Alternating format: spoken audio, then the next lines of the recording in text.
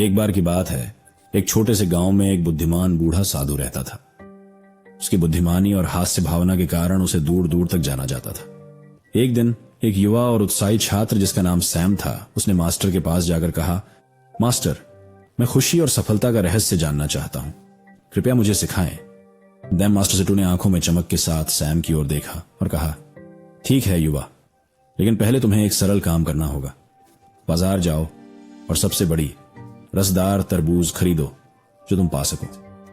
फिर उसे अपने सिर पर रखकर गांव से गुजरते हुए वापस आओ और इसे गिराना मत। सैम हैरान था, लेकिन उसने ठान लिया।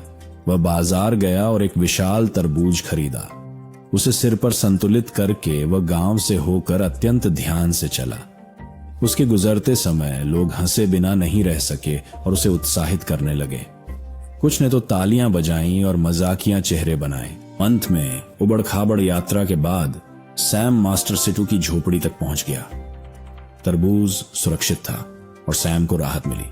उसने मास्टर सिटू की ओर देखा, ये उम्मीद करते हुए कि उसे उसके इस काम के लिए सराहा जाएगा, लेकिन मास्टर सिटू हंसते हुए फूट पड़े। बहुत अच्छा युवा, उसने खुशी के आंसू पोंछते हुए कहा। देखो, खुशी और सफलता का रहस्य सरल है।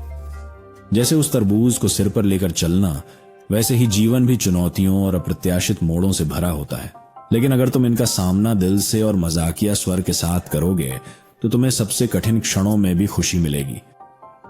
सैम भी हंसे बिना नहीं रह सका। उसने मास्टर सिटू के शब्दों में बुद्धिमानी को महसूस किया। उस दिन के बाद से उसने जीवन को मुस्कुराते हुए और चुनौतियों को उसी दृढ़ता से सामना किया जैसे उसने उस तरबूज को सहन किया था। जब भी उसे असहनीय महसूस होता था, वह मजाकिया तरबूज पाठ को याद करता और आगे बढ़ने की ताकत पाता।